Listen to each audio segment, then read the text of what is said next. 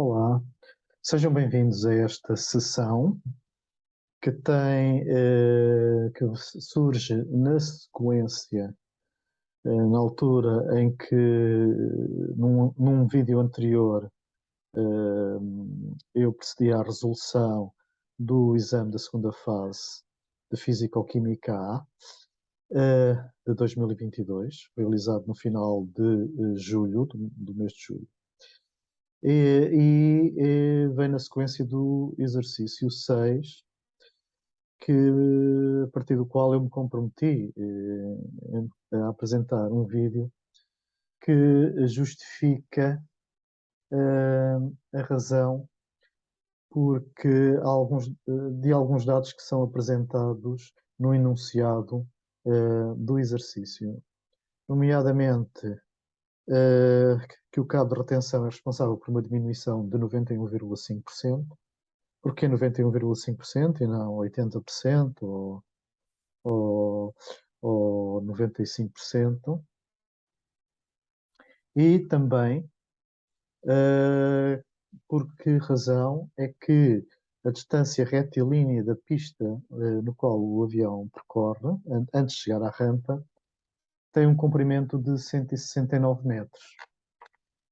E a questão que se coloca aqui fundamental é, a partir deste gráfico, da força resultante que nos é apresentado, aqui é apresentado, a questão é como é que podemos determinar o percurso retilíneo efetuado pelo avião, ou seja, em função do tempo, como calcular a expressão analítica da posição do avião para t igual a 0, entre 0 e 5,5 segundos, que é precisamente o tempo que o avião leva a percorrer a pista retilínea do porta-aviões, baseado somente na informação apresentada neste gráfico da força resultante. Ora bem, vamos começar por contextualizar a situação. Eu vou aqui só interromper o painel de vídeo para nós para que prossiga convenientemente aqui esta apresentação. O que é que nós sabemos? Sabemos que o módulo DFRT há de ser, da força resultante, há de ser a massa vezes a aceleração pela segunda lei de Newton. Portanto, vai ser a massa vezes o módulo da aceleração. A massa é sempre positiva e, neste caso, a massa é constante. Embora o avião consuma combustível, vamos admitir que a massa é constante. E, por conseguinte, o gráfico do módulo da aceleração tem as mesmas características do gráfico anterior. A única coisa que é diferente é que no eixo das ordenadas o M já não figura aqui. Portanto, e por isso temos a aceleração. Verificamos que, pela informação aqui das ordenadas, que na vertical cada divisão corresponde a uma aceleração de 0,8 metros por segundo quadrado. E a partir, portanto, e como é uma reta, como temos uma reta entre os 0 e os 3,5 segundos, aquilo que vamos ter é uma expressão de uma reta que tem um determinado declive e cuja ordenada na origem é 0. Ok? E vamos só focar entre os 0 e os 5,5 segundos para a determinação das equações de movimento do avião. Ora bem, temos, de acordo com a descrição que é feita no enunciado, podemos ter aqui uma relação das componentes vetoriais das grandezas em jogo, da aceleração, da velocidade e da posição do avião na pista, entre os 0 e os 5,5 segundos. Portanto, na origem, temos uma intensidade do vetor de velocidade, que é a velocidade inicial, nos são dados, e esse aí é importante, esse aí, se é nos dados que são 65 metros por segundo, tudo o que se desenrola é baseado nisto. temos, a partir desse tempo, uma aceleração que, a intensidade de um vetor de aceleração, que é oposto à trajetória. Portanto, eu estou a admitir que a trajetória, o meu referencial vai do zero, da esquerda para a direita, que é o eixo positivo do deslocamento. E, portanto, a trajetória tem o sentido do deslocamento, como é óbvio, e a velocidade, portanto, o sentido da velocidade define a trajetória. E aquilo que vemos é que a aceleração tem precisamente o sentido oposto à velocidade. E vemos que a aceleração vai aumentando, a intensidade vai aumentando e a velocidade vai mantendo o sentido, mas a sua intensidade vai se reduzir. Entretanto, entre os 3,5 segundos e os 5,5 segundos, após a quebra do cabo de retenção, a velocidade é constante. Concluindo, entre os 0 e os 3,5 segundos, temos um movimento retardado variável. Entre os 3,5 segundos e os 5,5 segundos, passamos a ter um movimento uniforme.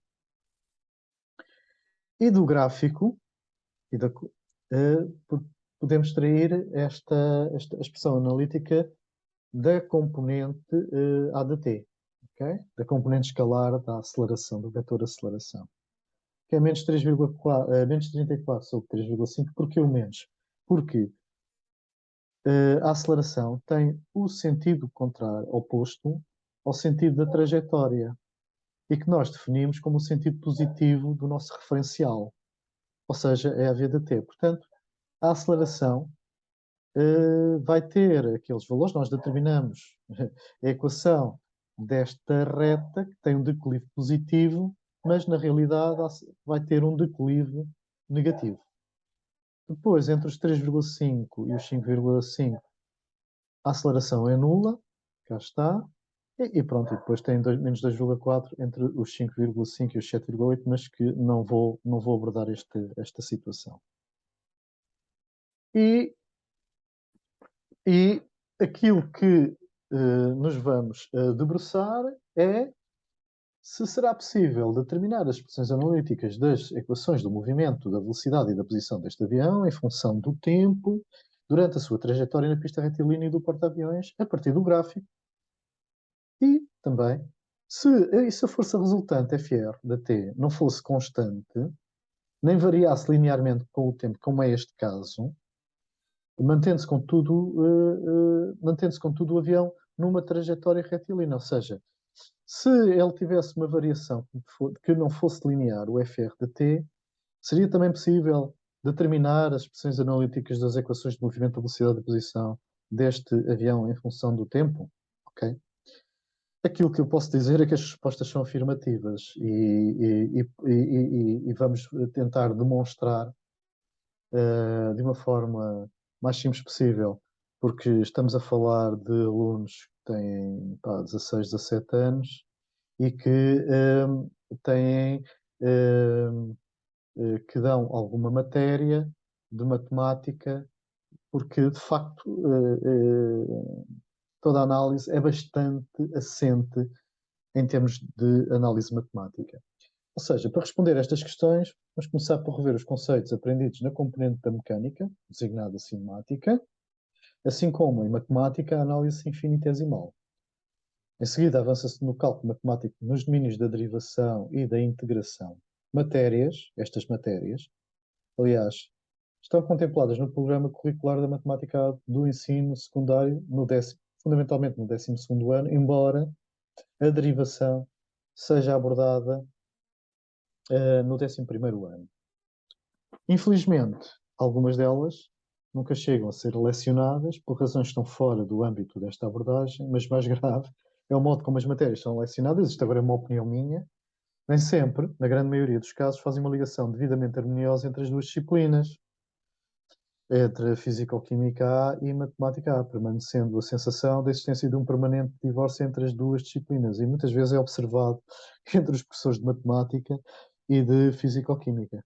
Principalmente porque os professores de Matemática podem ter outro nível de formação, quer de Matemática, quer, por exemplo, de Economia ou noutras áreas, não são propriamente ciências puras, que tenham maior dificuldade de poder abordar em termos de fisicoquímica. Embora os professores de fisicoquímica, muitas vezes, enfim, também embora tenham ou têm por obrigação de ter uma maior qualidade destas bases, não é?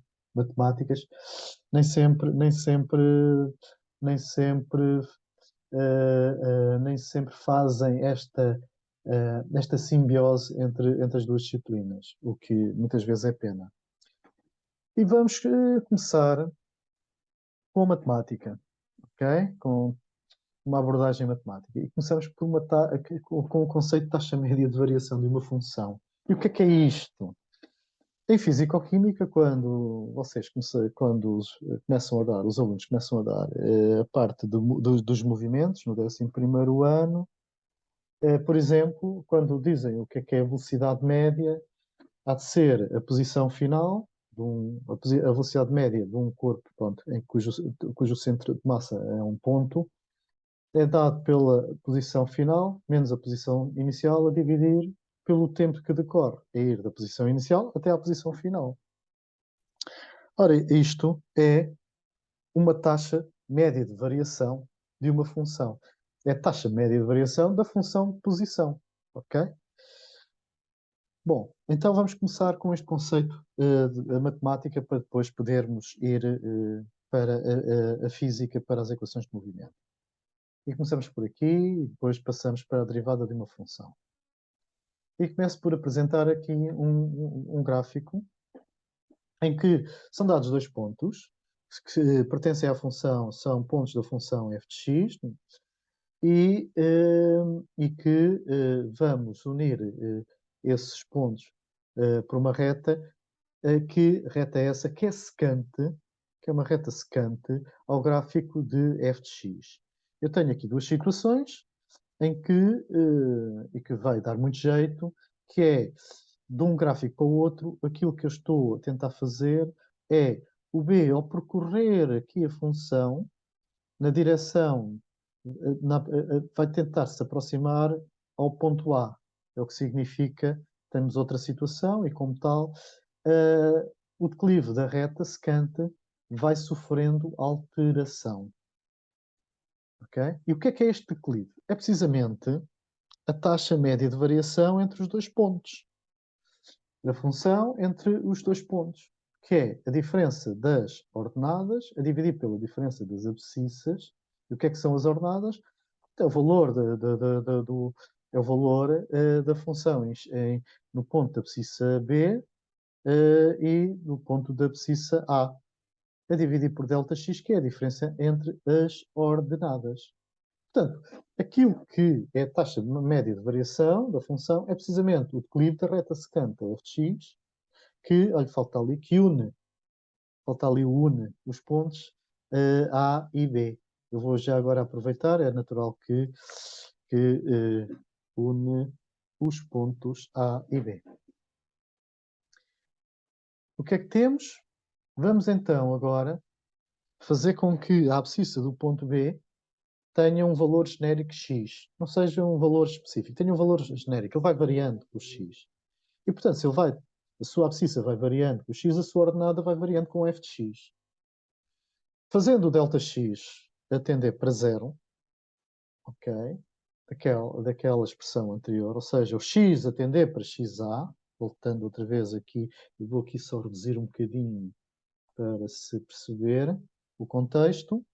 Tem-se então que o limite da taxa média de variação quando o x tende para xa é da df de x, há de ser o limite, aliás, este conceito é um conceito matemático, não é? Que é aplicado aqui nas equações de movimento, como é óbvio, em que vai ser o limite quando x tende para xa de f de x, portanto será aqui a ordenada ordenada do ponto B, com uma abscissa genérica, menos a ordenada do ponto A, a dividir por x menos xa. E isso nós designamos, e vocês em matemática dão logo isso, a taxa instantânea da variação de f de x em x igual a xa. Que é designado por f' de xa, e esse f' de xa também é designado, essa taxa instantânea de variação de f de x no ponto x igual a xa, é designada a derivada da função f de x nesse ponto, ou seja, em x igual a xa. Julgo que aqui o conceito, para quem terminou o 11º ano, julgo que não estou a falar nada de transcendente. E do 12º ano, para quem tem física, do 12º ano, também não tem nada de transcendente, até porque a física do 12º ano abordam precisamente a derivação, a questão da derivação. Ora, o que é que vamos ter? Quando nós aproximamos o x, o ponto B, do ponto A, ou seja, aproximar o x a xa, temos que o declive da secante vai variando até que, quando os dois pontos coincidem, deixamos de ter uma secante e passamos a ter uma reta tangente a f de x no ponto A, quando o ponto B coincide com o ponto A. Portanto, passamos a ter essa reta tangente. Geometricamente, o que é que significa? Geometricamente, a função f' de xa, que é a derivada do ponto, okay? Que é a derivada da função no ponto de abscissa x igual a xa, vai corresponder ao declive da reta tangente a f de x no ponto de abscissa x igual a xa. Portanto, a derivada num ponto, a derivada de uma função num ponto, corresponde precisamente ao declive da reta tangente, uma reta tangente, à função, precisamente no ponto de abscissa, x igual a xa. Portanto, significa que o declive da reta f, que ali está, há de ser o limite quando x tende para xa, f de x menos f de xa, x menos xa, que é a derivada da função, o valor da derivada da função, do ponto x igual a xa. Então vamos ver, vou tentar mostrar isto agora recorrendo ao GeoGebra e vou aqui apresentar uma parte daquela função. Portanto, temos agora aqui uma função que é a mesma das figuras anteriores que eu apresentei. E então vamos definir o ponto A, definir o ponto B, okay? E vamos definir, portanto, cá está o A e o B, e vamos então, só um bocadinho, e vamos definir a reta, ok? Só um momento. Temos aqui a secante, temos aqui a reta secante, e agora vamos fazer variar, eu vou só variar, para não carregar aqui muito o GeoGebra, porque senão torna aqui a animação muito lenta, só entre o ponto da abscissa A, que é mais ou menos 0,5 segundos, até aos 4 segundos, até aqui. E vamos ver como é que, cá está, portanto, reparem que aquilo é taxa, o declive daquela reta G é a taxa de derivação, é a taxa de derivada, peço desculpa, é a taxa média de variação, cá está, portanto, podem ver a animação, e quando ele se aproxima do A, ou seja, quando o X tende para XA, e agora vou tentar parar, temos precisamente, praticamente, peço desculpa, vou aqui aumentar um bocadinho só, e parar, temos que é o declive desta reta é precisamente a derivada da função naquele ponto. Portanto, já aqui, voltando outra vez à exposição, agora em seguida, vamos alargar este conceito de derivada num ponto para uma derivada em qualquer ponto da função. E essa derivada de uma função é a função derivada, que também é uma função. Vai ser uma função. Seja então o ponto B de coordenadas genéricas, tal e qual como anteriormente, x, f de x. E vamos agora nomear aqui um ponto Z, em que as suas coordenadas vai ser x mais ΔX, em que o ΔX está aqui especificado, cujo valor da função é f de x mais ΔX. Voltando ao caso anterior, a taxa média de variação de f de x entre o b e o z vai ser dado por f de x mais ΔX, portanto, será o valor da ordenada do ponto Z menos o valor da ordenada do ponto B a dividir por a dividir pelo quê? Pela abscissa do ponto Z, que é x mais ΔX, menos a abscissa do ponto B. E é dado por aquela expressão. Então, à medida que agora fazemos o ΔX, ou seja, o ponto Z a aproximar do ponto B, o que é que vamos ter? Vamos ter então o limite, vem aqui agora o conceito de limite, é que o ΔX a tender para zero, da taxa média de variação entre o B e o Z, que há de ser o limite de f de x mais ΔX menos f de x sobre ΔX, que há de ser precisamente a derivada, a função derivada, não é, de f de x. Portanto, f' de x é este o conceito de derivada. F' de x é a função derivada de f de x, ou seja, f' de x é uma função cuja expressão analítica é determinada efetuando o cálculo deste limite aqui, deste limite onde eu tenho a mãozinha. Ok? Como é expresso. E a este limite, e a esta derivada, vamos chamar taxa instantânea de variação da função f de x. Portanto, a taxa instantânea de variação de f de x é o f' de x é a derivada da função. Este resultado é normalmente obtido através das designadas regras de derivação, que é uma forma expedita de cálculo deste limite. Se vocês forem no 12º ano ao formulário para os exames, veem lá numa secção desse formulário, ok, as regras de derivação de uma função. Portanto, não será propriamente uma novidade. Para cada valor genérico x, f de x, f' de x corresponde ao valor do declive da reta tangente a esse ponto genérico. Ora bem, o que é que nós podemos aqui, como é que eu posso mostrar aqui? Vou tentar outra vez mostrar aqui no GeoGebra aquilo que eu agora acabei de afirmar. Ok? Eu vou só andar aqui com um bocadinho o ponto B, vou parar, vou retirar o ponto A, vou retirar a reta secante e agora vou introduzir em todas as tangentes, à medida que o ponto B se vai movimentando ao longo da função, vamos ver todas as tangentes, as respectivas tangentes que acompanham das tangentes à função, naquele ponto, que acompanham o ponto B. Então, vamos só aqui, cá está. Temos então a reta tangente ao ponto B e vamos fazê-lo variar outra vez para verem o efeito. Cá está.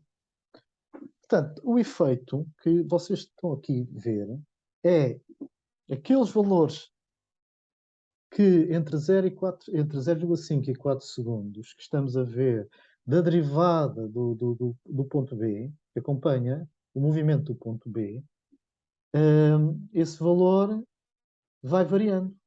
E é precisamente os valores de uma função que é a função derivada. E como é que eles são?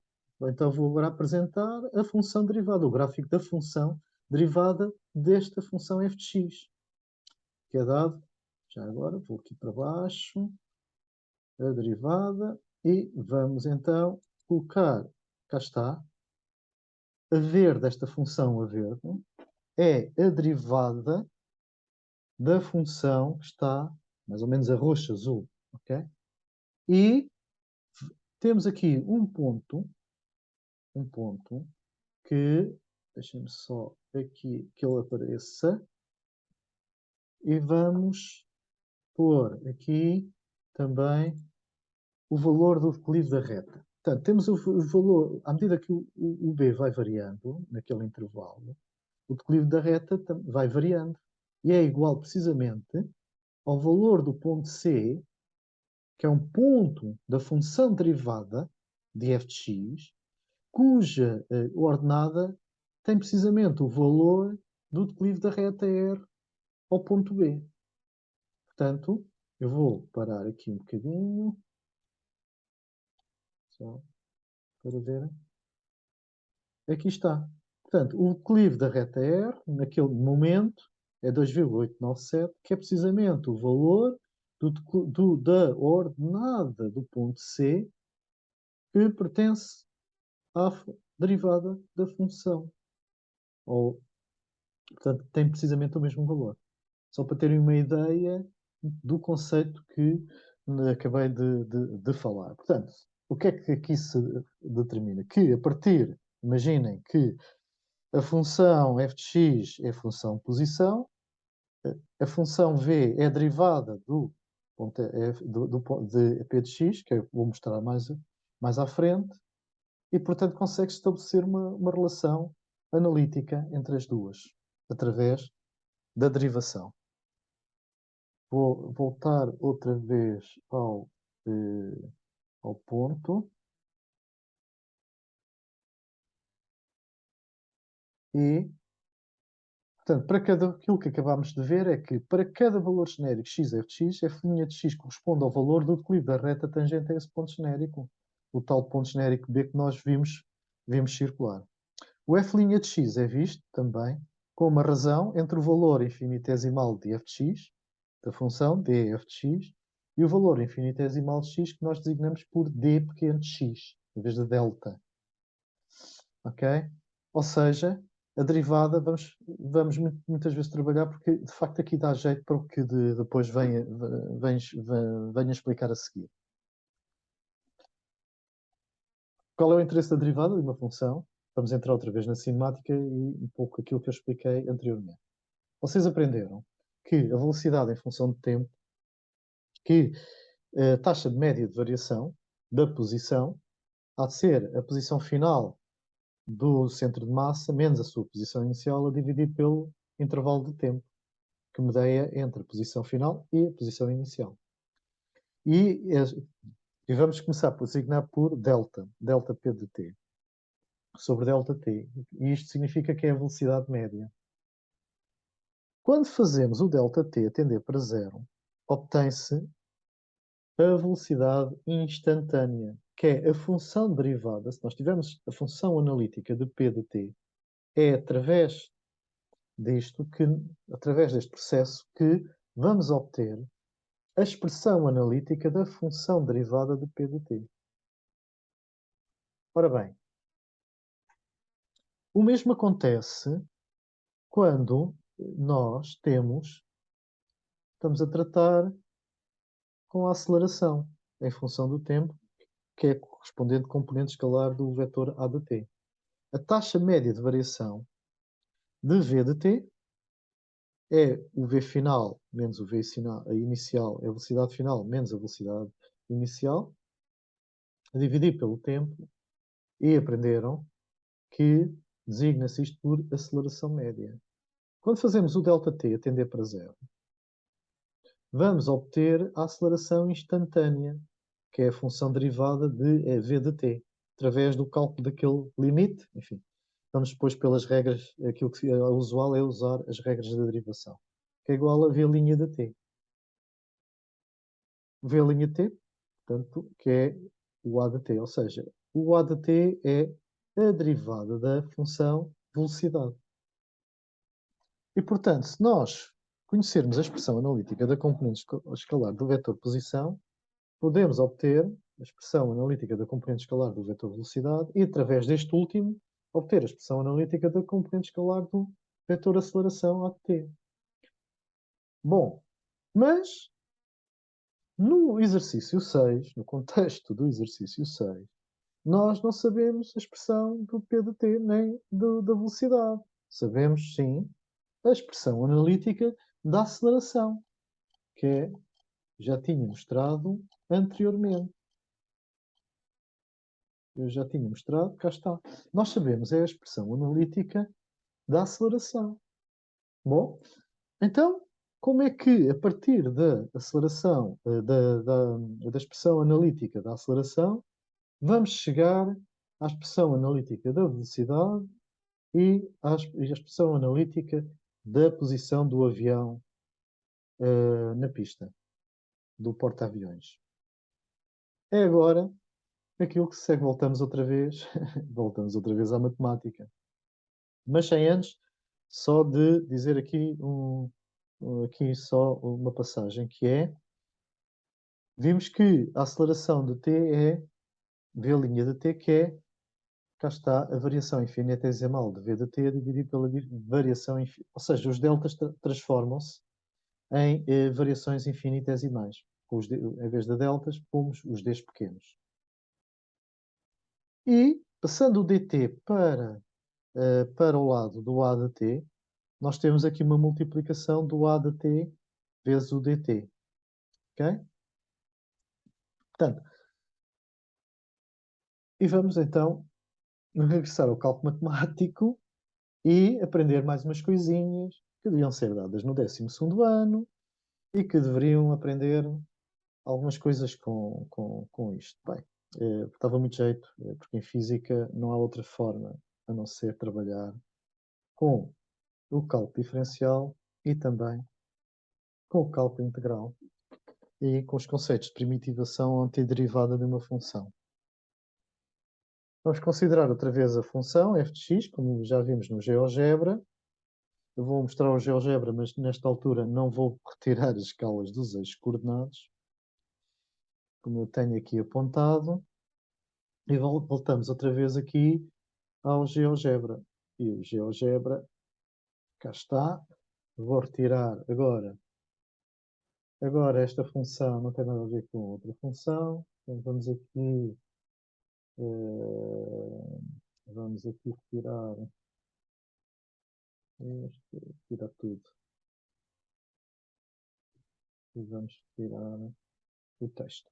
Portanto, cá estamos outra vez com uma função que aquilo que se chega não tem nada a ver, ou não tem muito a ver com o anterior. Vou partir outra vez desta função e introduzir, de facto, o conceito de integração e de antiderivação ou primitivação de uma função. Portanto, esta é a nossa função f de x, okay, com a qual nós vamos agora trabalhar o passo seguinte. Voltamos outra vez onde nós estávamos e vamos dividir em 4 partes iguais o intervalo entre as abscissas, ok? Agora designei por ponto C aqui a origem e ponto B aqui este ponto aqui. E, portanto, vamos dividir isto em 4 partes, o intervalo entre as abscissas do ponto C e do ponto B, tomando n igual a 4. São 4, basicamente são, e vamos usar trapézios. Vamos usar aqui, por baixo da função, estabelecer os pontos, o f de x e o f de x mais delta, são estes pontinhos, são os vértices, não é? De todos os, aqui, que tocam a função dos trapézios que tocam aqui na função, por baixo da função f de x. Portanto, basicamente, agora voltando ao GeoGebra, o que eu vou fazer é dizer que o n vai ser igual a 4 e vamos pôr aqui os trapézios. Cá estão. Cá estão os trapézios. Cá estão os trapézios. E é claro que podemos depois variar e vemos que somarmos a área de todos os trapézios, não é? Que estão aqui assinalados, são 1, 2, 3, 4 trapézios. Somarmos esta área, vemos que essa área é inferior à área que está por baixo do f de x, a área que está entre o f de x e o eixo das abscissas, entre 0 e 4. Claro que eu poderia aumentar, eu poderia dizer que é entre 0 e 9, por exemplo. mas neste momento estou a pôr entre 0 e 4, este intervalo. E neste intervalo, okay, podemos aumentar o número o número de trapézios, diminuindo precisamente aqui o ΔX. Voltando outra vez ao Chernow, e vamos, cá está, o ΔX, e vamos agora aqui concentrar só entre o X e o trapézio que está entre o X e o X mais ΔX. Portanto, essa unidade de área, que vamos chamar ΔA, referente só a este trapézio, vai ser o quê? Vai ser essa área, que é a área de um trapézio, vai ser a base maior. O que é a base maior? É o valor da função para x mais ΔX, cá está, é a base maior do trapézio mais a base menor do trapézio, que é o f de x, a altura do f de x, a dividir por 2, a multiplicar pela altura do trapézio. A altura do trapézio vai de x a x mais ΔX, ou seja, a altura do trapézio é ΔX. Cá está, a base maior é f de x mais ΔX, a base menor é f de x e a altura ΔX. E este f de x mais ΔX mais f de x a dividir por 2 é o ponto médio das ordenadas, que eu chamei de PMO e que procurei representar mais ou menos a meio caminho entre o f de x mais ΔX e o f de x. Tá? Ora bem, a área total vai do xi, agora olhando aqui para os verdes, vai do xi, ou seja, da abscissa do ponto C até a abscissa do ponto B, portanto, é dado por a área total, é a soma de todas as areazinhas dos trapézios que eu quis definir. Que é dado que vai do primeiro trapézio até o quarto trapézio com as respectivas funções, os limites das bases maiores com as bases menores e por aí fora. Reparem, por exemplo, aqui neste trapézio, o último, o mais à direita, a base maior não é o f de x mais ΔX, mas é o f de x, é o f de xi. E a base menor passa a ser o f de xi mais ΔX. Portanto, é o f neste ponto, que é este ponto, mais ΔX. Dividir por 2 vezes a altura do trapézio. Basicamente, tão simples quanto isto. Ora bem, agora então vamos tender para infinito o número de intervalos entre as abscissas do ponto C e do ponto B. Ou seja, vamos tender o n para infinito. Portanto, fazendo o n para infinito, tem-se que o ΔX, que aqui nós pomos, passamos a dizer que passa a ser um valor infinitesimal dx. Assim como ΔI também passa a ser uma área de valor infinitesimal dA. No intervalo, vai do xi até, portanto, vai da abscissa do C até a abscissa do B.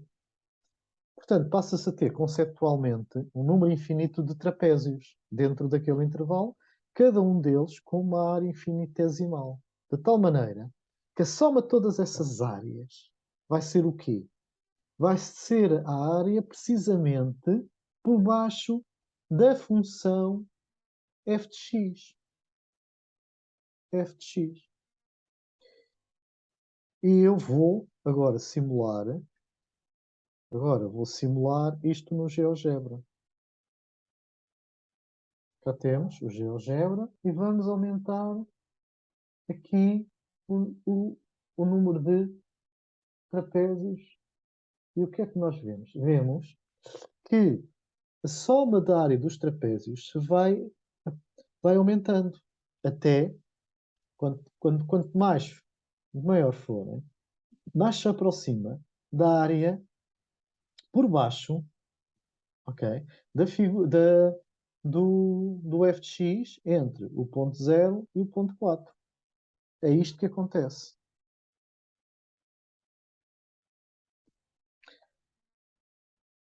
Ora bem, como o ΔX vai ser um dx, vai ser uma altura do trapézio infinitesimal, significa que o ponto médio, não é, está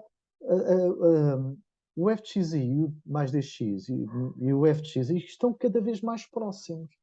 Estão cada vez mais próximos um do outro. De tal maneira que se pode assemelhar no limite, quando este dx for praticamente zero, vamos dizer que a semissoma é semelhante a 2 vezes o f de xi sobre 2, que é igual ao f de x, é o f de xi que é igual ao f de x. Portanto, em cada ponto de xi, portanto, vai ser o valor da função precisamente nesse ponto. Nesta situação, o que é este f de x? É precisamente a taxa instantânea de variação de uma função, uma outra função, vamos designar por f maiúsculo de x, de tal maneira que essa derivada, foi aquilo que aprendemos anteriormente, da taxa média de variação, que quando o limite da taxa média de variação do ΔX tende para zero, temos precisamente a taxa instantânea de variação que nós designamos por derivada da função. Ou seja, o f de x pequeno é precisamente a taxa instantânea de variação da função f de x maior, de modo tal que o f grande linha de x, que é a derivada desse f grande em ordem a x, vai precisamente ser a nossa função f de x.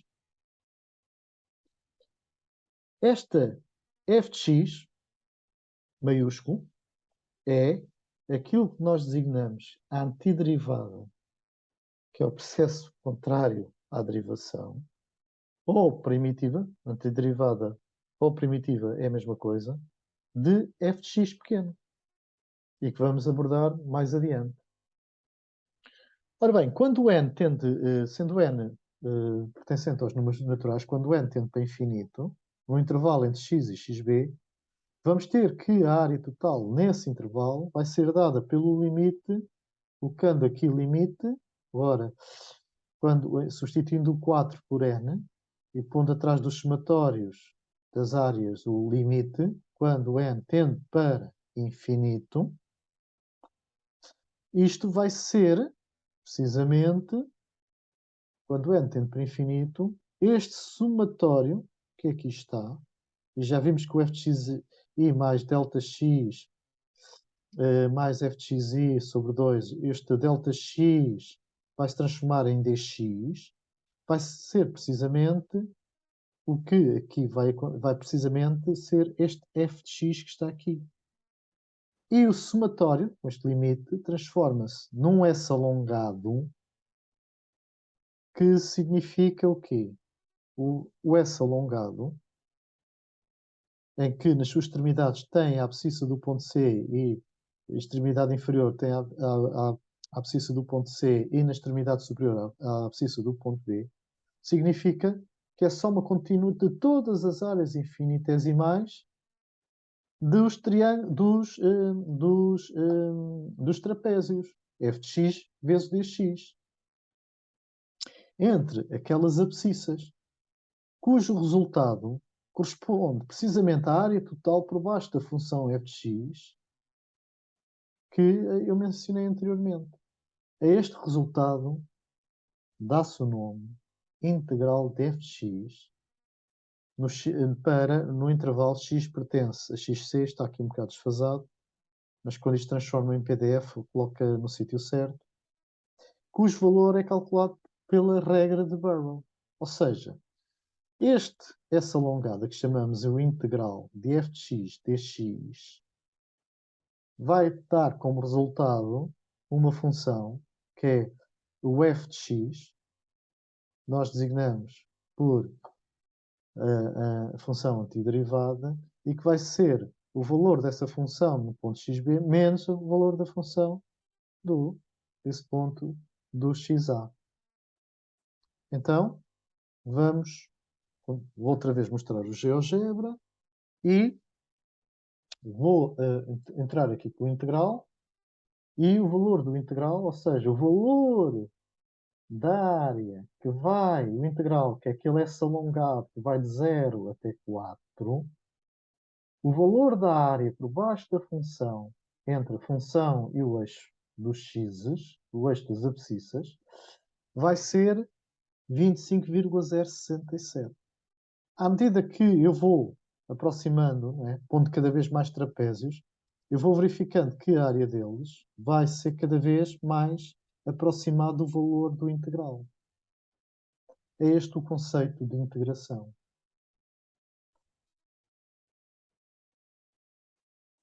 Bom, mas como é que nós chegamos às expressões analíticas do tal f maiúsculo de x?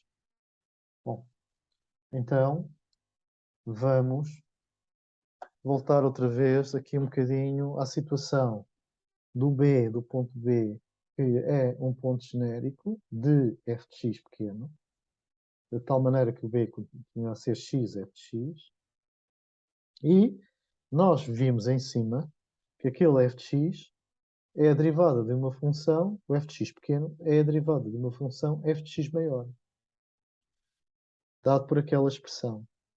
Então, quer dizer que o df de x há de ser igual ao f de x, que é a tal taxa instantânea, ok? A tal taxa instantânea do f de x maior, vezes o dx. O integral que vai do xc, portanto, agora ao xb, mas agora o xb é o ponto genérico. E agora, aqui vamos pôr, não vamos pôr x, porque como ali é variável, nós pomos a função como outra variável, com a designação de uma outra variável, podemos dizer s. Pelo teorema fundamental do cálculo, só vou mencionar o nome, ok? Porque não é a finalidade desta exposição, a demonstração do teorema fundamental do cálculo. Vai ser uma função f maiúscula de x, tal que a sua derivada em ordem a x é dada, e agora vocês já conhecem este termo, é dada pela derivada deste S alongado vai de xc até x do f de s ds em ordem a x, que é precisamente o f de x. Isto é o resultado do teorema fundamental do cálculo. E neste caso, o f de x maiúsculo é a antiderivada ou primitiva do f de x. Contudo, isto é necessário, mas ainda não é suficiente. Porquê? Porque há infinitas funções que são primitivas de f de x. Reparem o seguinte, se eu fizer o f maiúsculo de x igual a um h de x mais k, em que k é um valor constante, real, tem-se que a derivada do f maiúsculo de x em ordem a x há de ser igual à soma das derivadas do h de x em ordem a x e de uma constante em ordem a x. E que vai ser igual a f de x. Porquê? Porque a derivada do k em ordem a x, ou seja, a derivada de uma função constante em ordem a x, a derivada de uma função é nula. Pelo que esta derivada do f maiúsculo de x em ordem a x é precisamente o f de x. Portanto, na primitivação, coloca-se de facto o problema de determinar o k. Ou seja, é necessário definir as condições iniciais para determinarmos inequivocamente a expressão analítica do f maiúsculo de x. Okay? Não basta só calcular a antiderivada ou a primitiva. Também temos de ter a noção como determinar ou definir as condições iniciais para poder determinar o f maiúsculo de x. Então, tomando o f de x igual a f de x e aplicando em ambos os membros desta equação infinitesimal, que também é designada por equação diferencial, só por curiosidade, ok?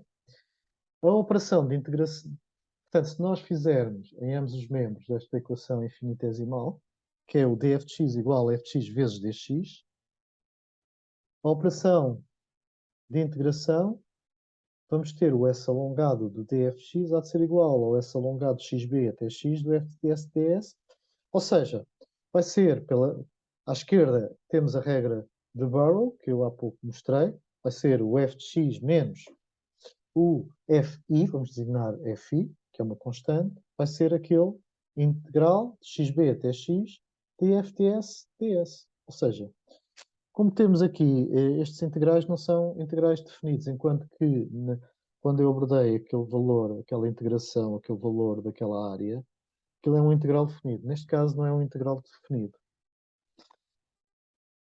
E, portanto,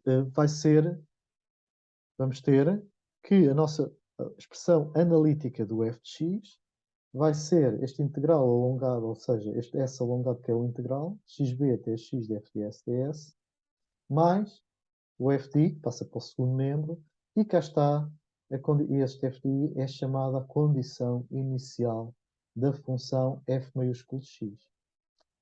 Como é que determinamos então a expressão analítica? Temos que primitivar a expressão analítica do f de x. Tem que se calcular essa antiderivada do f de x, okay? Para obter o f maiúsculo de x. Bom, então está agora na altura de regressar ao exercício 6 do exame de Físico-Química A, segunda fase de 2022. Vamos retomar de novo o contexto, porque aqui tendem atenção àquilo que agora acabámos de exprimir de uma forma muito sintética o conceito de derivação e o conceito de integração.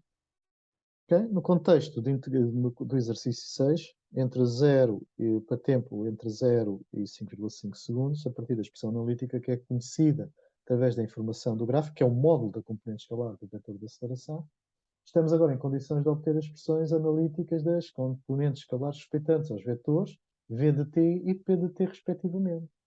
Então, vamos aqui para um capítulo, que são as equações de movimento do avião na pista retilínea do porta-aviões.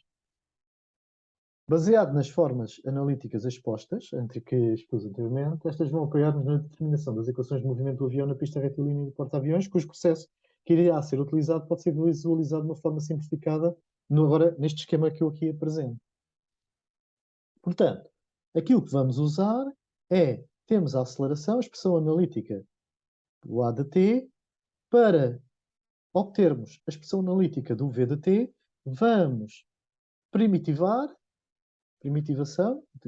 mais a condição inicial. Obtendo o V de t, vamos primitivar outra vez, mais a condição inicial, e obtemos a expressão do P de t. Aquilo que vamos aqui usar é o sentido da integração, primitivação, que corresponde, os valores do V de t correspondem precisamente às áreas entre a curva do A de t, neste caso, o V de t, ok? E o eixo das abscissas.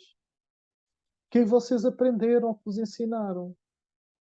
Quando tem a expressão do A de t, por exemplo, quando tem a expressão da velocidade, imagina que tem uma expressão analítica da velocidade, tem a função, aquilo que, e quando ela é linear, o V de t é linear,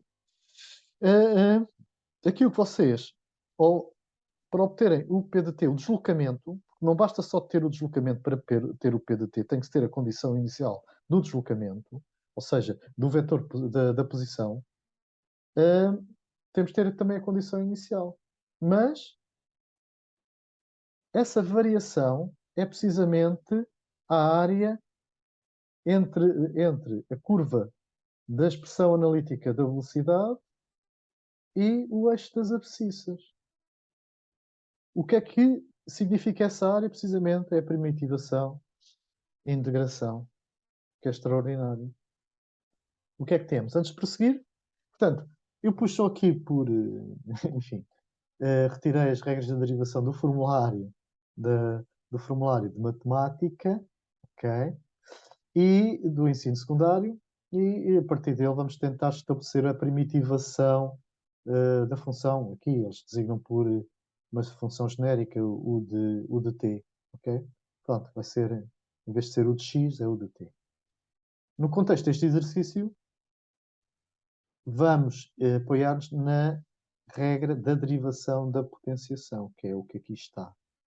Porquê? Porque o A de t, temos aqui uma expressão que é uma potência. Embora da expoente 1, mas é uma potência. Ora bem, então, na primitivação, é usado esta fórmula. É usada esta fórmula. O que é que significa? Significa que nós vamos ter integrar o t, é o nosso u, e vamos, ao t, aumentar, como é um expoente, vamos aumentar de uma unidade. E vai ser dividido por o n mais uma unidade. Okay? Mais uma constante, a tal constante, com o k pertencente ao zero. Okay? Então, vamos partir da aceleração, que é a variação da velocidade em ordem ao tempo. Significa que essa variação da velocidade vai ser a aceleração de t, dt, que é a taxa de variação. Atenção que o a de t é a taxa de variação instantânea de v de t, que é porque é o v' de t. Portanto, a nossa função primitiva da aceleração é o v de t. E depois de termos a expressão do v de t, vamos fazer o mesmo, integrando ambos os membros para, e sabendo que o v de t é a taxa de variação instantânea do p de t, vamos fazer o mesmo processo de integração. Colocar o processo de integração. Então, vamos lá a recordar o contexto da situação. Cá temos os vetores, lembrando aqui um bocadinho. Sabemos que entre 0 e 3,5 segundos o movimento é retardado variado e entre os 3,5 segundos e os 5,5 segundos o movimento é uniforme. Depois tenho que pôr ali a referência dos segundos. Então, como é que vamos fazer o cálculo da função v de t, a velocidade do avião? A partir dessa condição, a de t de dt, e aplicando ambos os membros à operação de integração, o que é que vamos ter? Isto depois torna-se muito simples. O que interessa é perceber o conceito. Isso é que é fundamental e é este o propósito para vocês perceberem como é que chegamos àqueles valores que nos são apresentados no exercício 6. Então, temos a operação de integração, vai ser o a de t dt, vai de 0 a t, da expressão do a de t. 34 sobre 3,5 vezes o s, agora a minha variável é s, ds, e cá está.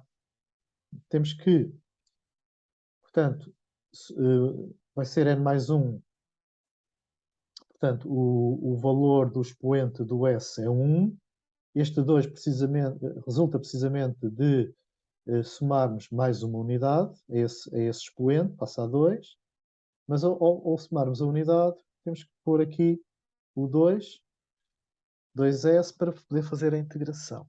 E a integração vai ser t quadrado, ok, cá está, t quadrado, portanto, ou seja, a variável aqui que é t, o seu expoente é aumentado de uma unidade. Portanto, mas isto mais tarde aprenderão, certamente, isto é só para perceberem que é através deste cálculo integral que nós chegamos aos valores das expressões. Depois isto tudo tem tabelas e há vários processos de poder fazer as integrações. Okay? Há vários processos. Há o processo, pode ser uma primitivação imediata, ou seja, resulta de uma forma imediata de uma derivação, mas também pode não se resultar logo de uma forma imediata de derivação. Ou seja, não temos logo uma primitivação imediata. Muitas vezes temos que usar determinados processos, por exemplo, primitivação por partes, primitivação por substituição e também primitivação por decomposição para poder chegar ao resultado da expressão analítica da primitiva. Mas isto é só para perceberem que quando nos dizem que temos que calcular as áreas, no fim de contas, aquilo que estamos a fazer é um cálculo integral. Okay? Quando temos a função das equações de movimento que sejam lineares. Então, é tão simples quanto isso. Então, significa que, continuando, já temos aqui a expressão da antiderivada e temos então, pela regra de Burrow, temos v de t menos v de 0, que é a condição inicial. O v de 0 passa para o segundo membro. Então, obtivemos facilmente aqui a expressão da velocidade que é dada por menos 34 sobre 7 t quadrado mais 65, o que é precisamente a velocidade inicial. porque estamos aqui entre os 0 e os 3,5 segundos. Okay? Depois, como é que vamos determinar o cálculo da função da posição do avião na pista retilínea? Vamos fazer o mesmo procedimento. A partir desta condição, do dp de t igual a v de t dt, e aplicando, isto é um produto, v de t multiplicado por dt, e aplicando a ambos os membros a operação de integração, vamos ter a mesma coisa. Só que agora o v de t é aquela expressão. 34 sobre 7 menos 34 sobre 7 é só ao quadrado mais 65, e agora temos que integrar isto. Desculpem, não é integrar isto, temos que primitivar isto. Então, voltando, temos que o integral indefinido de v de t há de ser igual a menos 34 vezes 7 vezes 3. Portanto, vamos usar outra vez a regra da potenciação para integrar. Portanto, o expoente da variável, que é 2, passa a 3, é somado, e e vamos aqui acrescentar 3, e depois temos que multiplicar por 3 para fazer a integração de uma forma direta. Porque isto é que é a derivada direta, 3s ao quadrado. Mais o integral, que vai de 0 a t, ok? Mais, peço desculpa, o integral, sim, indefinido, que vai de 0 a t, ou seja, que é integral indefinido é a mesma coisa que primitivação, ou antiderivada, de uma constante. E de uma constante é 65 vezes t.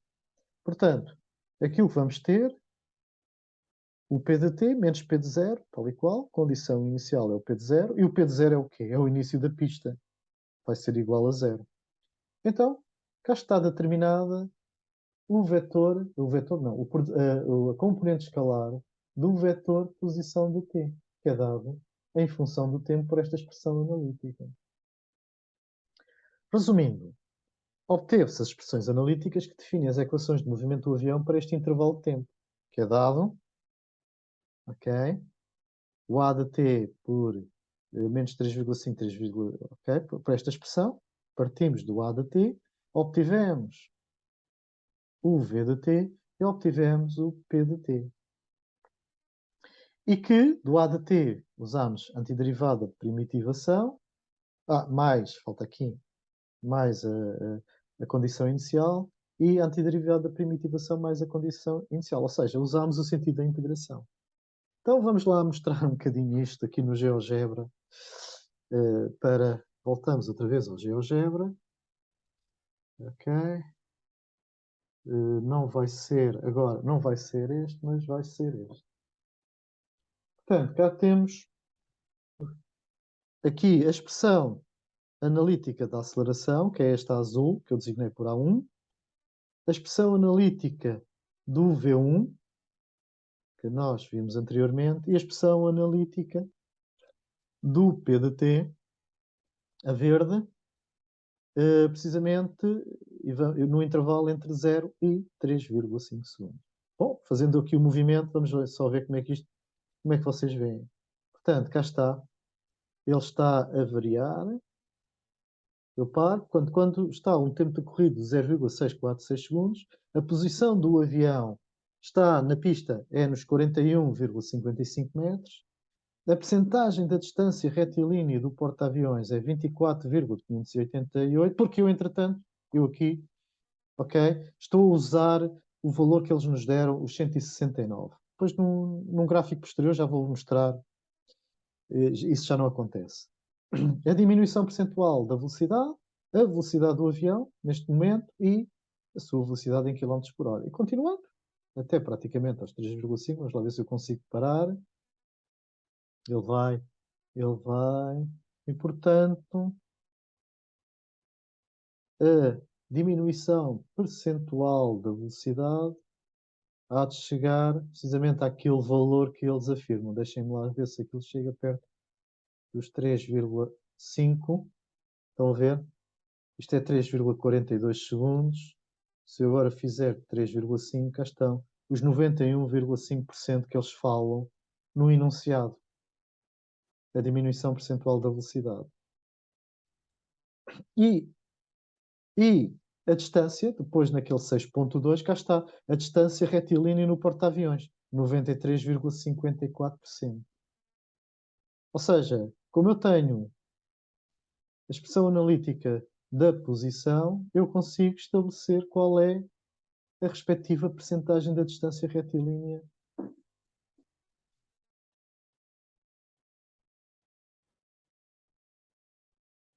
para o intervalo de tempo 3,5 segundos, 5,5 segundos. Com a integração é muito mais fácil, não é? Portanto, é uma constante, é zero, e, portanto, o V de t vai ser igual a V de 3,5 segundos. Ou seja, isto é a condição, esta condição neste intervalo de tempo, que é a condição inicial para este intervalo de tempo, é precisamente a condição final do, do, do intervalo anterior. São os V de 3,5 segundos. O cálculo da função P de t portanto, é através desta velocidade, que é dos 3,5, que é uma constante. A antiderivada, a primitivação, é V de 3,5 vezes t, como já vimos anteriormente. Já temos a condição inicial neste intervalo de tempo, a posição dele, agora para determinar o P de t, não é? Que é a posição ao fim de 3,5 segundos, dado pela expressão anterior, no intervalo anterior. Isto é a expressão de uma reta com declive m igual ao v de 3,5 segundos e a ordenada na origem é o p de 3,5. Resumindo, obteve-se agora, neste intervalo, as expressões analíticas que definem as equações de movimento do avião para este intervalo de tempo. Outra vez, pelo processo do sentido de integração. Ok? Conclusões. Reveja-se o enunciado do exercício, portanto, ou seja, eu tenho as equações de movimento da pista onde a velocidade é constante, ou seja, após os 3,5 segundos até aos 5,5 segundos. Portanto, revendo o enunciado, o que é que temos? Nós temos aqui o gráfico que nos foi dado, em que a área do triângulo retângulo, temos aqui a área do triângulo retângulo, isto é o integral, entre 0 e 3,5 segundos, que é dado por essa área a dividir pelo declive desta reta. Porquê? Porque estamos reparem, não é da aceleração, mas é da força. E, portanto, temos que dividir por m. E o que é que eu considero nas conclusões? É que o examinador responsável por este exercício foi benevolente ao indicar que a velocidade do avião ao fim de 3,5 segundos, ou seja, v de 3,5, corresponde a uma redução de 91,5% da sua velocidade inicial. Portanto, não era necessário, e com o conhecimento que vocês têm, não era necessário especificar este dado para determinar o v de 3,5 para se resolver a totalidade deste exercício. Bastava calcular a área do triângulo retângulo, a qual corresponde ao módulo da variação da velocidade, ok? E calculávamos a área deste triângulo e dividíamos por m. Muito fácil. E, portanto, fazendo esses cálculos, 59,5 metros por segundo. Portanto, seria a variação da velocidade. E, portanto, o v de 3,5 seria a velocidade inicial mais a variação, que é negativa, e obtinha-se aquele valor que era os 5,5 metros por segundo. Se por acaso, no exercício, e se no exercício 6.2 não fosse dado o valor de 169 metros, correspondente à distância do percurso horizontal da pista retilínea, só seria possível determinar a percentagem deste percurso, do 0 até os 3,5 segundos, recorrendo ao cálculo integral exposto acima. Não havia outra maneira. O qual, de facto, não faz parte do programa de Físico-Química do ensino secundário. Portanto, aqui isto era mesmo um valor que vos tinham que dar. Caso contrário, só seria possível determinar aquele valor de 169 metros usando o cálculo integral, que foi aquilo que efetuámos anteriormente, obtendo as expressões analíticas. Se a função f de r não fosse linear, teria de ser dada a sua expressão analítica para se resolver o exercício. E, nesse caso, teria de se recorrer ao cálculo integral para determinar as expressões analíticas das equações de movimento, o qual não faz parte do programa de FQA do ensino secundário, é verdade. O cálculo matemático, em particular o cálculo diferencial integral, é a base fundamental na abordagem à física e à química. Isto é preciso ter muito em mente, é muito importante terem isto em mente. A abordagem a esta área da matemática, realizada no contexto do exercício 6 deste exame de FQA, teve como finalidade, da minha parte, sensibilizar aqueles que pretendam seguir as áreas científicas, sei lá, física, química e de engenharia, alargando o horizonte das matérias curriculares estabelecidas para estas disciplinas do ensino secundário. Eu espero que tenha sido útil e perceptível a abordagem aqui efetuada. Ok? Ora bem, agora tenho que ir com o GeoGebra para vos mostrar como é que graficamente estão a comportar as funções. E vou passar para o GeoGebra. Agora, usando um outro, cá está. E temos agora até aos 5,5 segundos. Se repararem aqui, já temos aqui a aceleração nula. A velocidade é constante entre os três, o V2, que é a velocidade, chama-lhe V2, que é a velocidade que é constante. E vamos, então, eu não sei qual é a situação, e cá está. Portanto, o troço 1 da pista, a posição do avião à medida, decorreram 0,22 segundos, a velocidade do avião, e depois o troço 2 da pista. Então, vamos lá ver. Cá temos o B, que é a posição do avião, que é dado por esta curva. Okay? Esta curva tem a posição do avião na pista. E temos depois a variação da velocidade, dada em metros por segundo, como é óbvio, do avião em cada momento. Então, continuando, e cá está. Portanto, ao fim de 1,3 segundos, a posição do avião percorreu 79 metros, a percentagem da distância retilínea no porta-aviões relativamente ao total é de 46%, ou seja, até aqui quase percorreu metade da pista. A diminuição percentual da velocidade foi 12%, e a velocidade que o avião leva, neste momento, decorridos 1,3 segundos, é praticamente 206 km/h. Continuando a percorrer o tempo, vamos chegar aí até aos 3 segundos. Eu vou deixar chegar até aos 3 segundos. Aí está, 3 segundos. 3 segundos. Temos que o avião percorreu 152, quase 153 metros. A percentagem da distância retilínea no porta-aviões, ou seja, ele só tem mais 10% da pista retilínea, ok? E a diminuição percentual da velocidade, se não houvesse a rampa, o gajo caiu ao mar.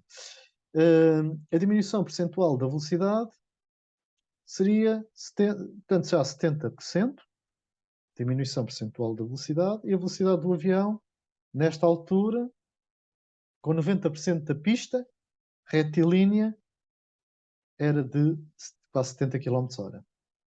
Continuando a percorrer o tempo, ainda não chegámos, estamos lá quase. Reparem, já está quase nos 93%, que era a resposta à pergunta 6.2. Cá está, nos 93%. Já está. E a diminuição percentual da velocidade já está quase nos 91,5%. E agora é que não consigo, isto vai com muita velocidade. Ups. E já estou na pista 2, ou seja, já passei os 3.5, já estou na pista 2. No troço, aliás, no troço 2 da pista do linear do retilíneo do porta-aviões. Já vou nos 158 metros, 93,748, e a velocidade é constante. Já estou no troço 2, aí está. Até chegar aos 5.5, e os 169 metros é precisamente, cá está. Os 160, vamos lá, se consigo chegar aos 160 o mais possível. Ops! Já está praticamente nos 169 metros. 5,46 segundos é praticamente 5,5 segundos. Portanto, já percorreu praticamente os 100% da pista, retilínea, antes da rampa, está quase a entrar na rampa, e a diminuição percentual da velocidade mantém-se, não é? Porque 91,5%, porquê? Porque a velocidade, não há variação da velocidade, a velocidade é constante, e o avião anda a 20 km/h. Portanto, ele entra a 20 km/h na rampa, ok? E as expressões, estes gráficos, traduzem precisamente as equações de movimento e que são dadas por aquelas expressões que nós vimos anteriormente para os dois intervalos de tempo. Eu espero que tenha sido minimamente clarificador, ou pelo menos as bases, de como é que podemos, através de uma expressão qualquer, de uma das grandezas do movimento, como é que se chegam às outras grandezas do movimento. E isto tanto é válido para as equações de movimento, como para o cálculo da energia, por exemplo, do trabalho. O cálculo do trabalho é também um integral. Mas como no programa curricular de Físico-Química a força é uma força constante, não varia no tempo, logo o trabalho não precisa do integral, não é? Portanto, o integral é uma função linear. Portanto, é muito simples de chegar ao cálculo do trabalho. Mas quando nós temos uma expressão que não são lineares, é obrigatório que se tenha conhecimento do cálculo diferencial e do cálculo integral para se determinar os valores das energias. E até porque aqui o trabalho é o cálculo integral de um produto escalar entre dois vetores. Entre o vetor força e o vetor deslocamento. Portanto, esse é que é, de facto, aquilo que vocês aprendem no 11º ano é uma simplificação desse integral. Portanto, na base da física, grande parte é tratado através do cálculo matemático, fundamentalmente do cálculo diferencial e do cálculo integral. Obrigado pela atenção que me foi dispensada. Até breve. Espero que esta abordagem, que foi uma abordagem analítica ao exercício 6 do exame de segunda fase de 2022, vos tenha alargado o horizonte na abordagem deste tipo de problemas. De facto, não é necessário para resolver este problema e saber as equações de movimento, não é necessário que nos digam qual é o valor do tamanho da pista retilínea, nem sequer a percentagem da velocidade. Tínhamos só a partir do gráfico e através do cálculo diferencial integral conseguimos chegar às expressões analíticas das equações de movimento. Agradeço, muito obrigado e até uma próxima oportunidade.